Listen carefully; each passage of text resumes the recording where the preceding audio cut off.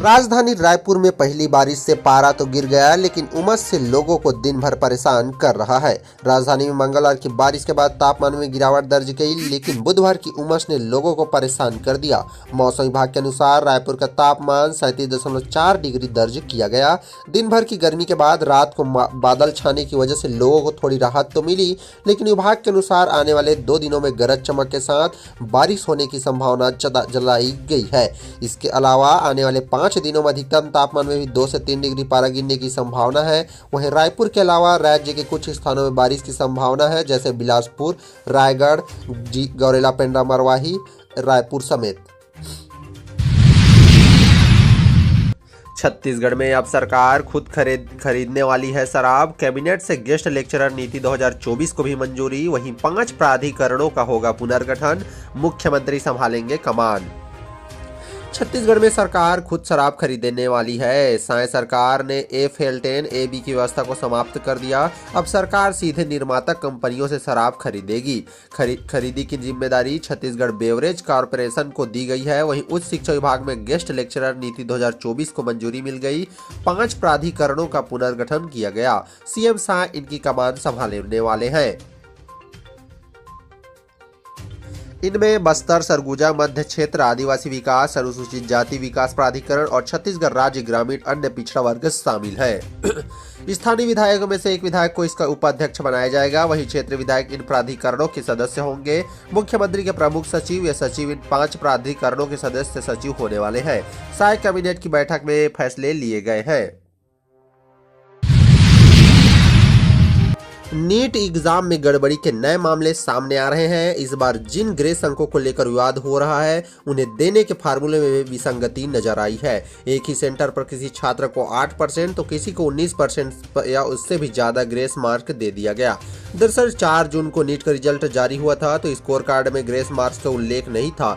लेकिन अब supreme court के निर्देश के बाद जिन 1563 छात्रों को ग्रेस दिया गया, उन्हें फिर से ईमेल कर मूल अंकों की जानकारी दी गई है।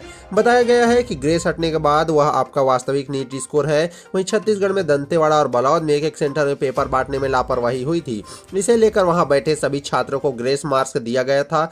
हालांकि इसे बांटने के फार्मूले पर सवाल उठ रहा है, इसमें एकरूपता क्यों नहीं? यदि ग्रेस मार्क्स दिए गए हैं तो फिर इसमें भी अंतर क्यों किया गया है? जैसे एक छात्र का स्कोर 223 था, ग्रेस हटने के बाद 199 हो गया, यानी 24 नंबर ग्रेस में मिला। एक छात्र का स्कोर 159 था, ग्रेस हटने के बाद 141 अंक यानी 18 ग्रेस मिले। एक अन्य छात्र का स्कोर 131 था, ग्रेस हटने के बाद 112 हुआ। इस तरह से भेदभाव किया गया है। रायपुर सांसद बृजमोहन अग्रवाल ने छोड़ा मंत्री पद। भावुक होकर बोले, किसी को कष्ट हुआ तो माफ करें। सीएम को सौंपा इस्तीफा। छत्तीसगढ़ के रायपुर से सांसद चुने गए बृजमोहन अग्रवाल ने साय कैबिनेट से इस्तीफा दे दिया है। वह प्रदेश सरकार में शिक्षा मंत्री थे। बुधवार को साय कैबिनेट की बैठक में बृजमोहन शामिल होने के लिए पहुंचे थे। वहीं उन्होंने मुख्यमंत्री विष्णुदेव साय को अपना इस्तीफा सौंपा। इस्तीफे देने के बाद बृजमोहन अग्रवाल भावुक हो गए। उन्होंने कहा, इतने साल मंत्री रहा, किसी को कोई कष्ट हुआ तो माफ कर दे। बृजमोहन अग्रवाल अब तक संसदीय कार्य मंत्री थे। उनके इस्तीफे के बाद चर्चा है कि मंत्री रामविचार नेताओं को जिम्मेदारी दी जा सकती है। वहीं बृजमोहन अग्रवाल के मंत्री पद से इस्तीफे पर कांग्रेस ने तंज किया है। शिक्षा के क्षेत्र में अब बड़ा बदलाव नजर आ रहा है। अब पूरी यूनिवर्सिटी और कॉलेजों में साल में 2 बार होगा प्रवेश। देश में उच्च शिक्षा के क्षेत्र में बड़ा बदलाव होने जा रहा है, जिससे अब देश की सभी यूनिवर्सिटी, कॉलेजों और अन्य शैक्षणिक संस्थानों में छात्रों को साल में 2 बार प्रवेश की सुविधा मिलेगी। यूजीसी की हाल में हुई बैठक में यह निर्णय लिया गया। यूजीसी ने देश के सभी शैक्षणिक संस्थाओं को पत्र लिखकर इसका पालन सुनिश्चित करने को कहा है। शिक्षाविदों का मानना है कि इस निर्णय से उच्च शिक्षा के क्षेत्र में आने वाले समय में बड़ा बदलाव हो सकता है। वहीं देश के स्कूलों, कॉलेजों, यूनिवर्सिटी और अन्य शैक्षणिक संस्थानों में अब तक साल में 1 बार एडमिशन का सिस्टम चला आ रहा था। इसके तहत जुलाई अगस्त के महीने में प्रवेश की प्रक्रिया पूरी की जाती थी।